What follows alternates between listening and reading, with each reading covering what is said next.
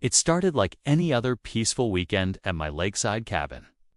The sun was just setting, casting gold across the water, and the air was quiet except for the soft rustling of trees. I had barely settled in with a cup of coffee on the porch when I saw her storming across the yard like she owned the place. Tight curls, clipboard in hand, lips pursed like she had sucked on a lemon. Yup. It was the classic HOA Karen, without even saying hello. She marched right up and started demanding to know who I was and why I was trespassing on what she called private property.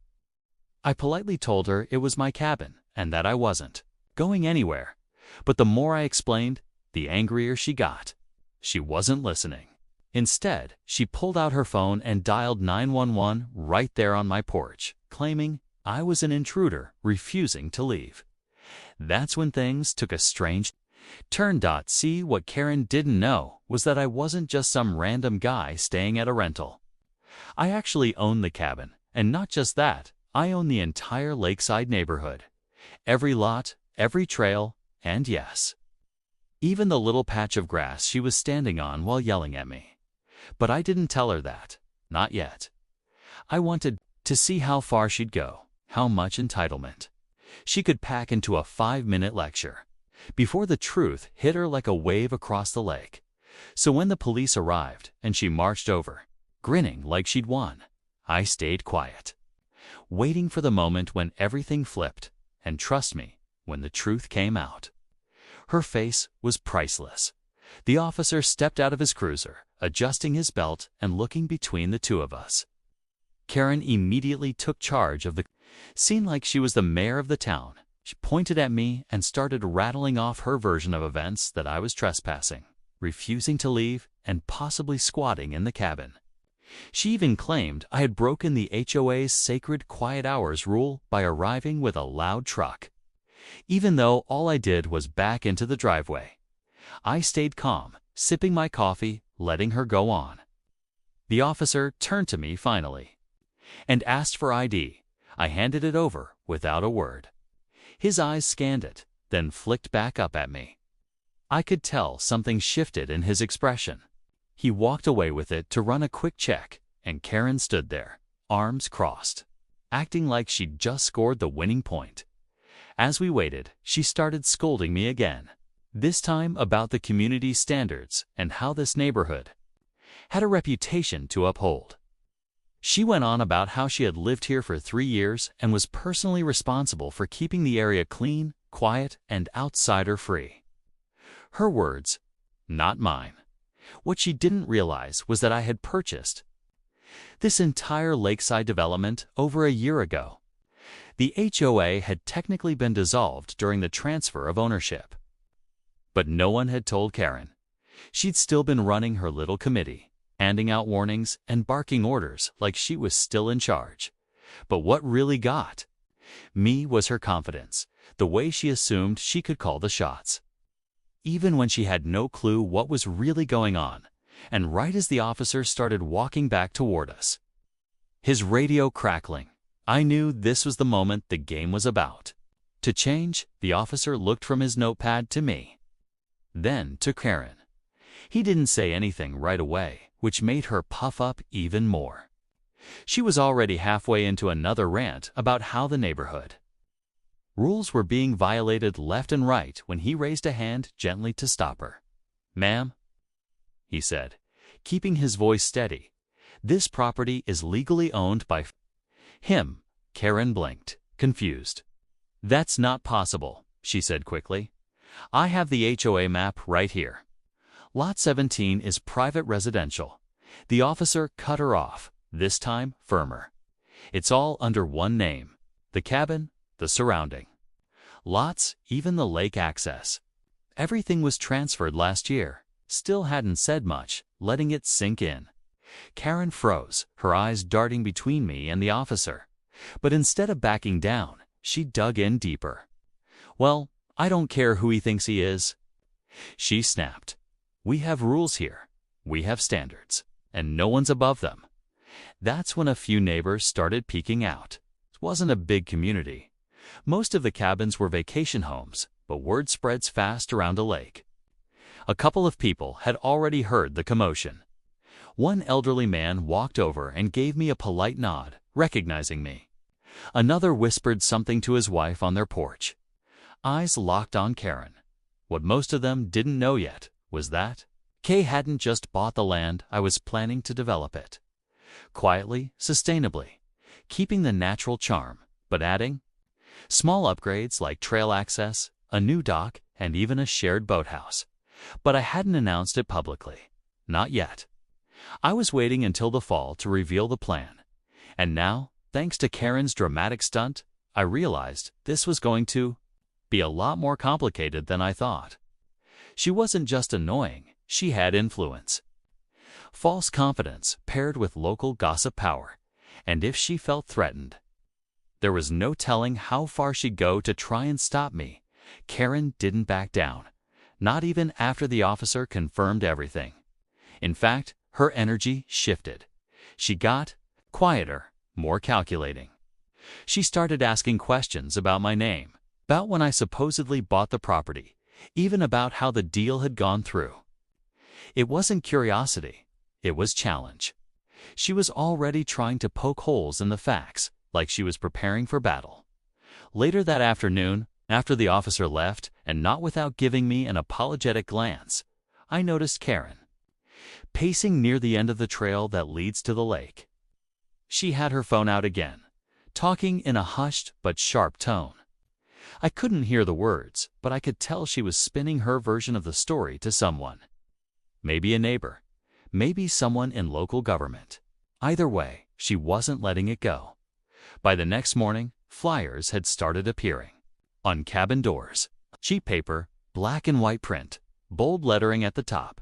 Concerned citizens against commercial development. It didn't mention me by name, but the message was clear. Karen had launched a quiet war. One meant two. Turn the neighborhood against me before I even had the chance to speak. Some neighbors avoided eye contact now. Others gave polite nods, but nothing more.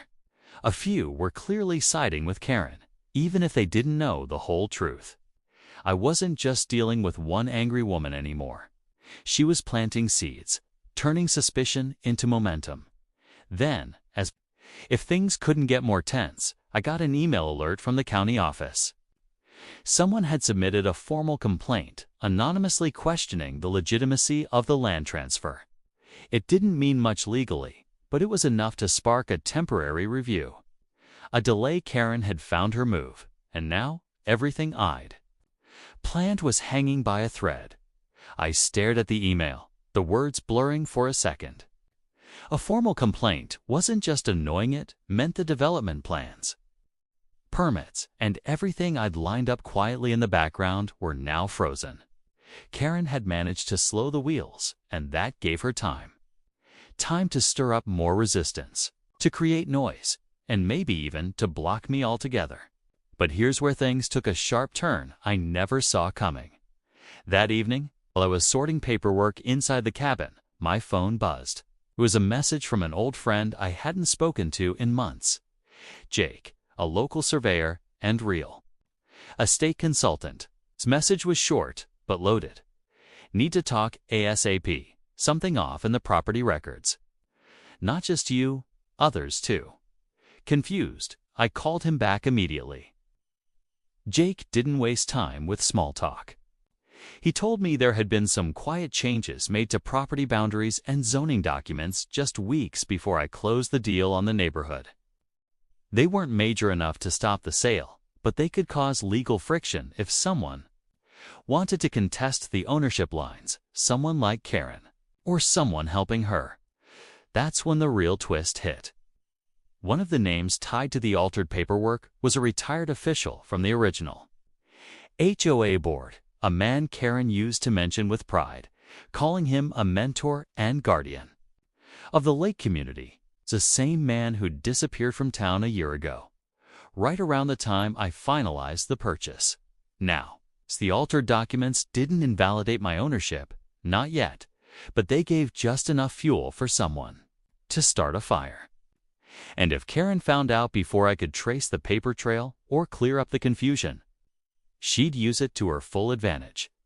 I had walked into this thinking I was just dealing with a nosy neighbor. But it was bigger than that now. Someone had buried something in the history of this land.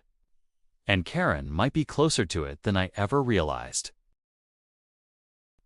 The next morning, I drove straight to the county records office with Jake. We asked to see the original property files, the ones submitted before any zoning changes had been logged.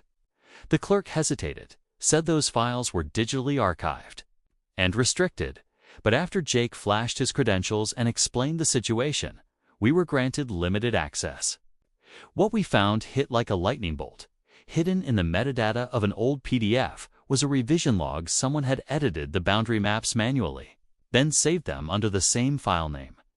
It was sloppy, and it left a trace.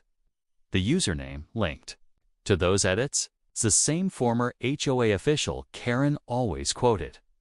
But the twist: the document edits were made after he had resigned, meaning someone else had logged in under his name. Someone with access, it clicked. Karen back at the lake, neighbors had started gathering near the dock. Word had spread about the complaint. And Karen was standing front and center, holding a folder like it was a sacred book. She was rallying people, telling them the land was in legal limbo and that I was threatening their way of life. It would have worked too until Jake and I showed up. I didn't say much. I just handed the printed evidence to the same officer from before. He reviewed it carefully, then looked at Karen and asked if she'd like to explain how her Wi-Fi account had accessed restricted county records. Her face went blank. Silent, the crowd grew quiet. She tried to deny it, blamed it on her late mentor. But it was clear now Karen hadn't just tried to stop me. She'd manipulated documents, spread false claims, and nearly wrecked the integrity of the whole sale.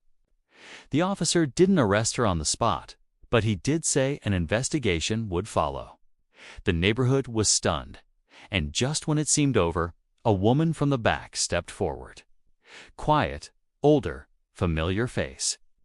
She introduced herself as the original developer's daughter and revealed that Karen wasn't even supposed to be living there. Her lease had expired a year ago. She'd been squatting ever since. The silence, deafening. Karen didn't say another word after the woman spoke. Her face went pale as the truth finally caught up to her. A few neighbors stepped back from her, whispering quietly, unsure how they'd been fooled so easily. Some looked at me differently now, realizing I wasn't the outsider Karen made me out to buy was the rightful owner, and I had come in peace. Not with bulldozers and greed, but with plans to improve the community while preserving everything that made it special. The county later confirmed the edits were unauthorized, and Karen was issued a formal notice to vacate the property she had been illegally occupying. As for the complaint against me, it was thrown out within days. Once the truth came out, it felt like a weight had lifted from the neighborhood. One by one, neighbors started stopping by the cabin, not with complaints, but with conversations. They asked questions about the development, shared memories of the lake, and even offered ideas. Trust was rebuilding. I moved ahead with the plans slowly, carefully. We added walking trails, repaired the old dock, and installed solar lighting by the lakeside.